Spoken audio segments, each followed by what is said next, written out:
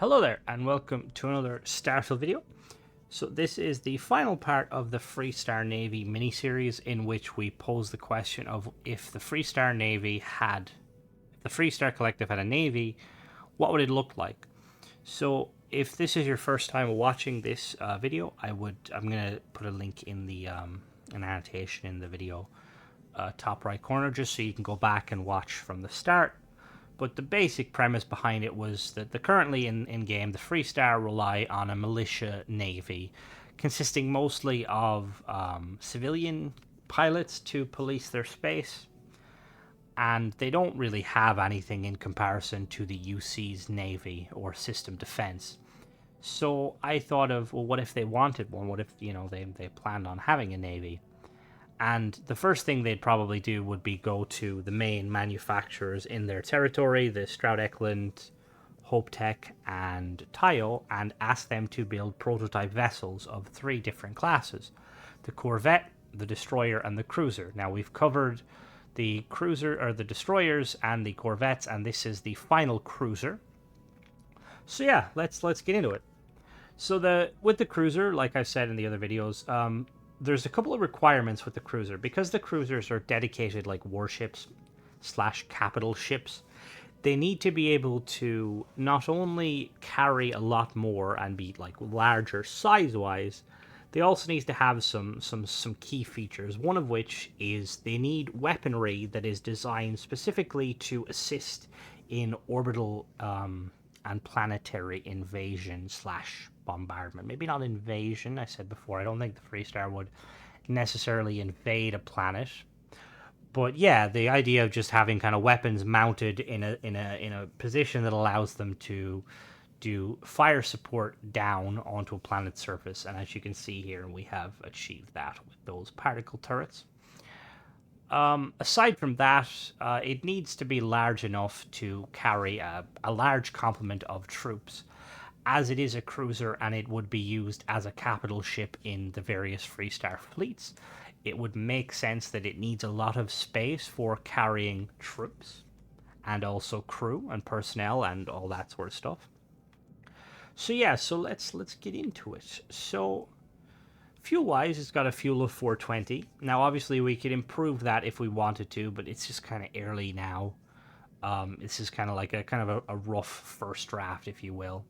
Ideally, you'd want to have more fuel, and you could definitely do some like merge techniques to add more fuel. I initially didn't do that because I wanted to keep the weight down for the most part, just for like the purpose of the researching and stuff. But generally, you'd want to have enough fuel not only to supply your own ship with fuel, but also to supply some of your escorts. As this is kind of meant to be a capital ship, it needs other warships around it to act as kind of defensive screening against smaller vessels, and just generally carry support staff. So yeah, it's got a hull of 1479, which is the lowest out of the 3 cruisers' hulls, but it's still not far off 1500, which is very nice. It's got a cargo capacity of 380. It's quite low cargo capacity currently. Like with the fuel, you could definitely add more, but in doing so would kind of increase the weight and stuff. And in the Starfield kind of like universe, armor doesn't really exist necessarily. There is like hull, but yeah, because like ships aren't necessarily heavy and like they need to be mobile, when I designed these initially, I wanted them to all kind of have as max mobility as possible, just to kind of let them run through their trials. Kind of like, when they make the first versions of like say in like World War II, I'm pretty sure when they made the first versions of like the tanks for like training and stuff, they'd like make a real one, and then they'd have like unarmored versions so they could test all the different stuff. Yeah, anyway, module-wise, we've got a C-class reactor with 40 power. It is hidden underneath. There you go. You can see it there. It's got a crew of 7. Now, that is quite low. In my head, I'm thinking these ships would have way more crew. Potentially, like, upwards of easily, like, a dozen or so, probably more. Because you'd have the bridge crew, and then you'd have the CIC crew. And then you would have the ground crew. So shields, it's got 1600 shields. Thankfully, the Stroud Ecklund Star Yard had the best shield in the game, so that's kind of a boon for them. Weapon-wise, we've got a pair of ballistic cannons there mounted on the front. They're Gauss cannons, I believe. We have some missile turrets that are hidden inside the front to kind of give the illusion of like that they're like fired from the vessel itself. And then we've got 3 particle turrets, one mounted forward to give kind of some ship defense, and then we've got those 2 ones mounted on the side that face down. Now, although they are initially oriented for ground-based like support, they can swivel 360 and be basically they can provide defensive fire any angle. So in order to make this vessel, it costs around 450k worth of parts. Now that price will vary depending on your perks. But yeah, let's get into it, shall we? So this is the most streamlined of them, and like that's always quite easy to do with Stroud Ecklund. It's not very wide, but it is quite long. I believe this is the longest of the vessels. As you can see there on the top. We've got like these little slanted pieces which are very nice. So entry there in the front. In the back we've got 3 of those big engines. I want to say they're Slane. No, I don't think they're Slane aerospace engines. So we've got one is mounted in closer, and then we've got 2 of them are kind of situated out more, just to kind of give it a bit of a nice structuring. And we made use of some of these pieces, like underneath here, I use these like Stroud pieces here, just to kind of act as extra armor for the fuel tank, so that it can't be shot from the side, just to kind of keep it a little bit safe. Anyway, in we go.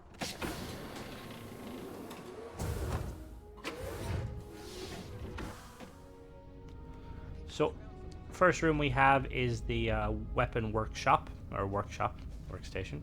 So you've got the spacesuit workstation, the research lab, the industrial workbench, and the weapon workbench. So we got all of the modules needed to get the job done, which is very nice. And if we head up here, we have the infirmary. Hello, Lynn. How are you? Nice to see you. So we got the infirmary here next, which is kind of handy. In a ship like this size, it's going to be transporting troops you're going to, and crewmates. Plus, it could be occasionally helping colonists, like if they have to like pull colonists off a world or something. It's handy to have a dedicated clinic / like med bay for all sorts of stuff. Over to the side, we have another clinic. I feel like there wasn't supposed to be 2. I'll have to fix that when I do the rebuild. I'm pretty sure one of these is supposed to be a living quarters. Over here to the side, we do have the living quarters. Yeah, I think the other one was also supposed to be living quarters. So we have living quarters here. Got some crew stations here, you know, the usual. Gets the job done. And then if we go over the other side, we go past the infirmary. We have the armory here. Here to shoot the breeze?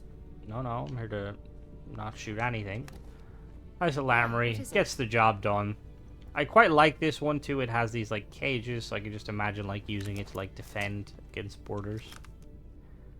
And then if we go back here, we have a science lab, just because I like the idea of having a science lab on these vessels. Just because you never know, like you might need to synthesize a cure for something, because you know you're out patrolling the outer rims of space and landing on planets and stuff. It's just handy to have for emergencies. And then here we have the Combat Information Center, which is very nice. I really like this. This is the battle station in-game, but this is where like the crew would be kind of dealing with like weapons and stuff and keeping a track of all targets near them. And just generally, this is the brain of the ship, which is very nice. And then back here we have just a computer room here, a core room, just for kind of keeping a record of everything, nice and nice and tight, snug. And then check. Okay, checked here. And then if we go up on the last level, we have the. Oh, whoops! No, we've got one more level. Oh, so we've got the crew control station here, which is again another kind of crew area for your crew to do their job and stuff. And then we've got the docking bridge here behind the cargo, or behind the bridge. And then we have finally the bridge. Now this bridge looks amazing aesthetically, but the These seats are very annoying. You can tell this isn't really designed to be a combat style bridge, but I like the aesthetic of it. If it was up to me, I'd definitely move some of these seats. You've got a load of these computers here, like one there, one over there.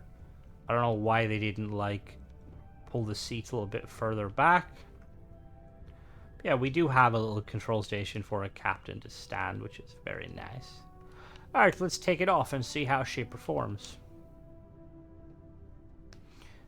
Even though, like, I kind of see, like, in the Tayo video, I was referencing how, like, got a comment saying that, like, Tayo ships, they kind of give off a vibe of being, like, stealth vessels and stuff, and while I do agree just because of how Tayo are, the way I've, like, designed these, unintentionally, they do come across very stealthy, like, kind of prowlers.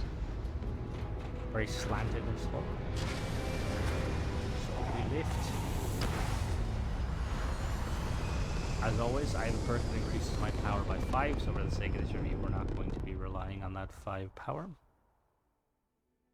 Apogee kick complete. So we're going to Orbit steady. put some pips in. I think we have enough for everything though. Yeah, we have enough for everything in the ground. We've got 2 left over, 1 grab drive. So weapon-wise, those ballistics are... yeah, they're ballistics. We've got the single missile mounted in the front there. And then the particle turrets are turreted, so you can't, you know, control them. Quick little base speed. We've got a base speed of 130 because we're rocking some C-class thrusters engines. I'm gonna check the boost speed now.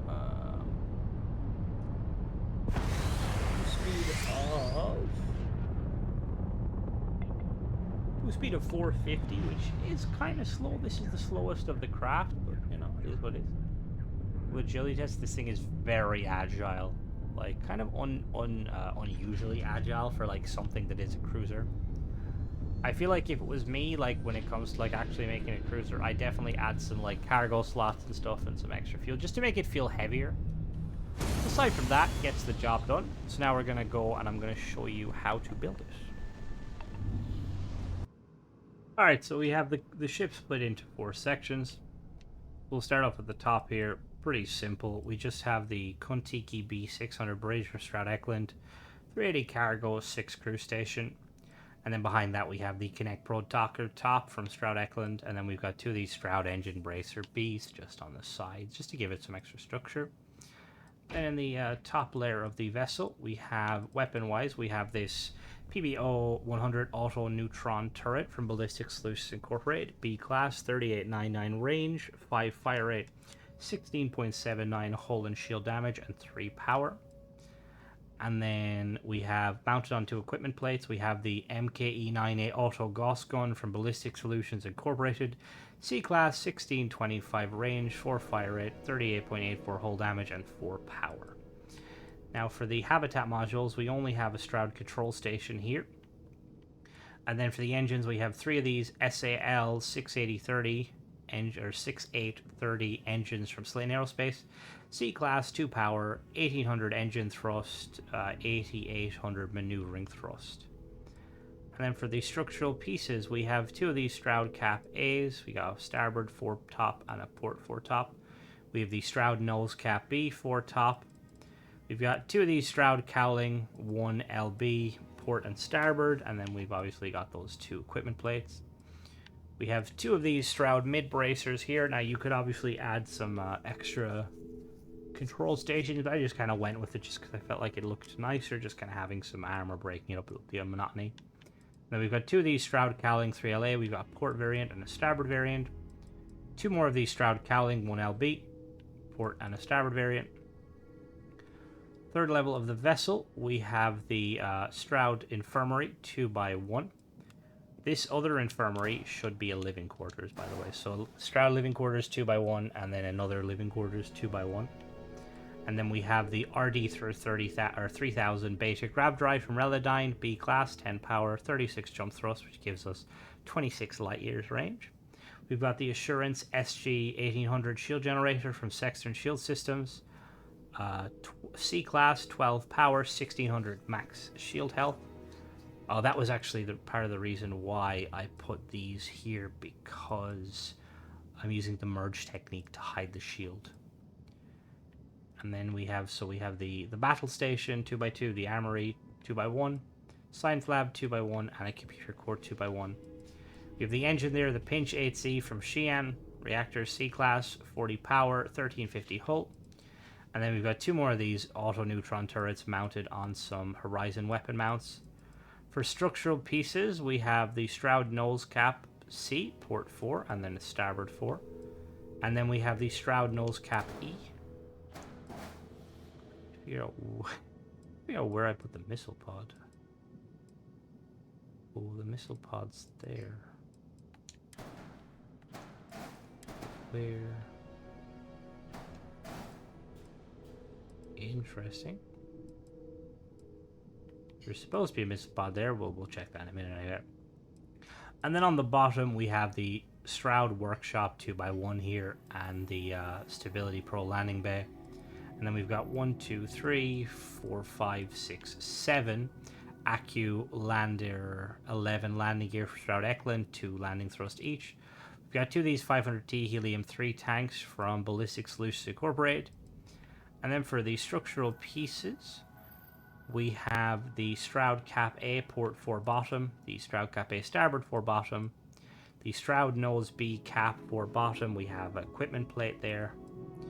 We have 2 of these Stroud Nose Cap Ds. One is port 4 and one starboard 4. We have 2 of these Stroud Cap B, starboard aft, port aft, and then we've got 2 of these engine bracers. So we're going to put the ship back together. I'm just going to show you some of the... So there is a weapon inside there. I've noticed this little bug that happens sometime. So you can just see the missile launcher there. So there's the missile launcher. That is mounted there, like so. Now, in order to get this to snap, you're going to have to do some fiddling. So basically, you need a higher snap point. You put the nose cap like that, and then you just press Y, and it will drop down. Now, just be advised, this happens, and I don't know what causes this, but it's a weird bug. See, if you look from the top, you couldn't tell, but on the bottom, you see those 2 snap points. I one time was making a ship, and it was like saying there was a weapon, and I was like trying to scratch my head because I tore the whole ship apart, and then I finally spotted it. So that's that there, and we're going to put this back. And then obviously behind here we have the shield generator that's just mounted like so. Same kind of thing again. In order to get this here, you just need a higher snap point, so we're going to do the exact same thing. Just going to basically snap this bad boy like so, and then go up 1. Okay, it doesn't want to go up 1. We're not going to use that. We're going to use one of these like so. And then you just basically snap the piece above it and then duplicate, and it will drop down. And just like that, we're all good. And then I think that's pretty much it for merging techniques. Don't think there's anything else merged here. You could potentially, if you wanted to, obviously you could add more, put a little turret underneath. Like so. Just kind of give it more, but I kind of opted against it just because I was kind of being cautious of the power consumption. Because I feel like with like a kind of a Freestar naval vessel, it's going to be having exactly the amount of power it needs, not like having to turn certain systems down. But yeah, that ends out the Freestar collective little mini-series I did, the Navy mini-series. Let me know, first of all, let me know what you guys think of this ship, and then let me know what you guys think of like the whole kind of like the gist of it. Like, it was a cool little project to do, and I'm definitely going to do other ones. I think I'm going to do House Faroon next and kind of redesign some of their ships because yeah. So yeah, just let me know out of all of them which ones you would pick for each class, the Corvette, the cruiser, and the destroyer. And yeah, thanks for watching, guys, and thanks for all the kind of the feedback and the responses. They've been really cool. It's been nice kind of getting some clearly there's a lot of like-minded individuals in the subscriber count. So because I know when I was like talking, I seen like a lot of people were like talking about like it makes sense to do this and that and crew wise. So we've got a few like kind of sci-fi / naval nerds, which is nice. But yeah, as always, guys, thanks for watching. Don't forget to subscribe if you like this sort of content, and check out some of my other videos. Bye bye.